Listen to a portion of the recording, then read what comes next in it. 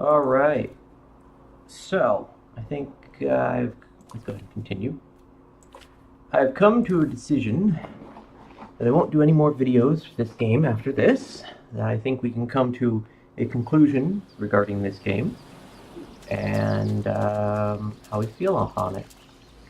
So, we'll start with the fact that you keep starting back on the beach at your home.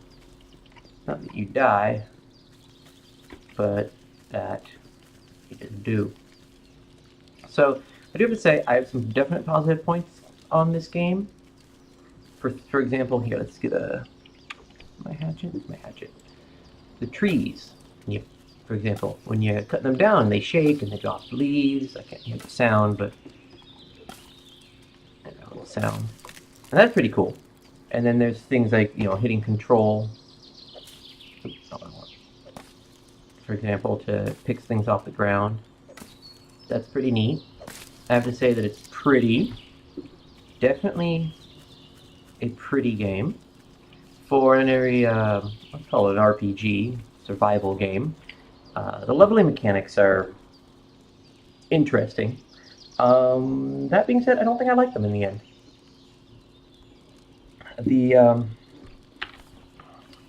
This whole business that the quests are there to be completed so that you have the ability to advance in your level, and then it also takes physical components to do that advancement.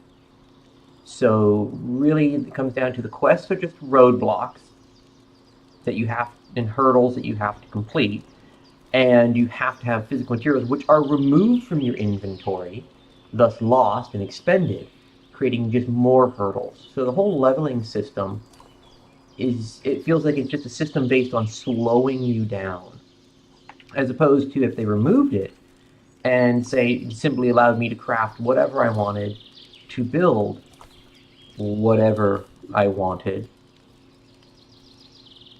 Craft table. Whenever I wanted, which would honestly speed up the game as built. So I have most of the stuff. I just need palm leaves. So that's my feel on the leveling system. That it was definitely a, well, let's call it unique system. Where's I? There it is.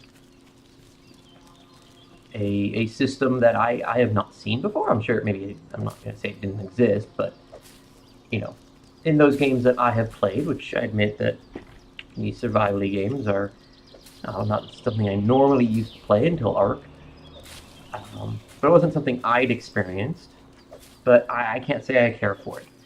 I'm trying to think, would this be something I'd want to do in a tabletop RPG? And I'm just like, no, absolutely not.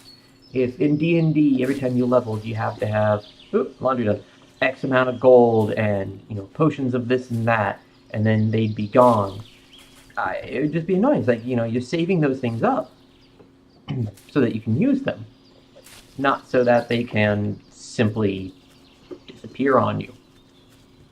So my conclusion in the end on that front is, I need more.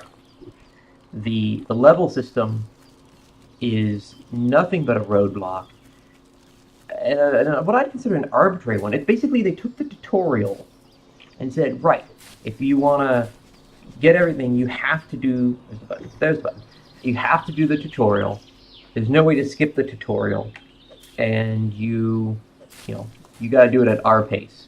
You can't just skip ahead. You can't just play at an accelerated pace. You gotta play at my pace. So if we start with a 5-star, if we're gonna say, oh, we always start with a 5-star review or 100-point review, then I'd honestly say the leveling mechanics, knocked off 15 points right there.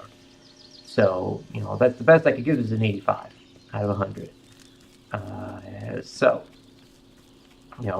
And maybe I could give you a couple points back for, like I said, the tree shaking and all that. So there's that. Let's see, can you build that yet? Construction, hut, select. All right, the hut. I can make a hut. Oops, no, I forgot how to rotate. I've been playing other games lately. Right. Oh, there, that works. So, there we go. And now autosave, that definitely gets you some points back. I am a big, wow, that's slow. A big fan of autosaves. I have a bad habit of not saving. I remember back in the day when I was playing SimCity 3000, maybe it was 4, and I'd be playing for like an hour, hours, before kids. And when I had time to play hours, spend hours on a game in the evening, and then my game would crash, and I'd lose it all, and that sucked. So for such a simple thing, I might even consider it expected. Maybe I'll get 5 points back. So we're back at 90. So 90 out of 100 game so far. But then there comes the grindiness of it. I feel like I'm not getting anywhere. In fact, I can't even run. Or at least I can't seem to figure out how to run consistently. I'm hitting shift. Oh. There. There. Bear. 6 strawberries. Eat that strawberry. Oh, I'm gonna die. Okay. So now here, I was actually gonna demonstrate one of my complaints, but it didn't manifest. Let's see if it manifests with this guy. One of my... See that right there? I can't run that fast. So I spent the health and the time to, damage that goblin. And, oh, wow, it's so dark. So I have it's midday here, well, late afternoon. And I do not have my monitor brightness cranked up right now, so I cannot see. It is pitch black. You might be able to see, but it is currently pitch black for me. See that. That will take me home. So I do have to say, the fact that anything you fight runs away when its health gets low, I recognize as being realistic. If I'm in a fight, with a goblin, and suddenly, or I were a goblin, or something.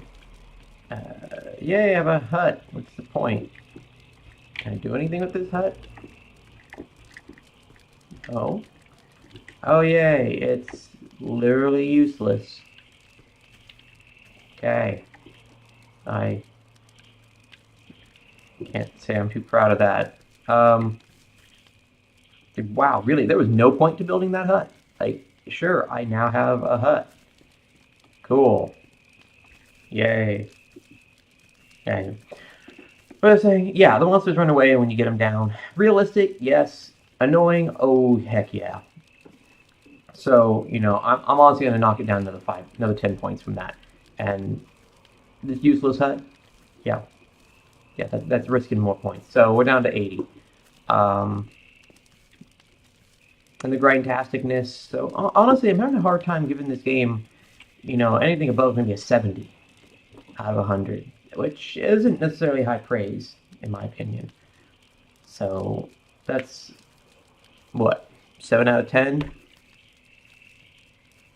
A little above 3 stars? So a little above 3 stars. So my conclusion there, that's what I have to say on that. I will probably keep playing it off and on. It's kind of, interesting. I'm curious to see, like, hey, if I get to level 10, suddenly everything's unlocked. And I can do cool stuff and build up and domesticate animals and, things like that. Because all that's in here. It looked really cool in the demo videos, and I'd like to get there. Paid, $4 for it. And I'd like to see myself actually get there. But at the moment, would I recommend this game? Probably not. If you really love survival-y kind of games, assuming I don't, find this suddenly becomes really cool later or something, I'd say save your money. If you've got the $4 or whatever to spare when it's on sale, hey, go for it. Hey, if you've got the time, I got kids. I don't really have time right now. Everybody's down at the hot tub, and I'm just kind of on borrowed time. I've probably got like another 10 minutes before everybody shows back up again. So don't get a lot of time for gaming. So when I do game, kind of want to make it count. I recently got Civ 6, so been enjoying that. And I still have Fallout 4, which I'd like to get back to, but not really a game to play around a 3-year-old who sometimes like to watch. And then I got, Minecraft with all my mods and stuff going on there. So, yeah, in terms of time expenditures, not necessarily where I want to put all my time. But, fun enough if you've got the time, and eventually I'll have time again and maybe come back to it. So that's my opinion. If you got the time and it's on sale, go for it. Otherwise, I wouldn't waste your money. On that note, if there's any other games of inexpensive nature someone thinks that I might, want to take a look at and give opinions on, feel free to let me know. Like if it pleases you, comment, like I said, and subscribe because, yeah, that lets me know that someone's watching. And otherwise, have a good day. Save it. Exit game. You need to get a better. I need to find a button for it. There we go.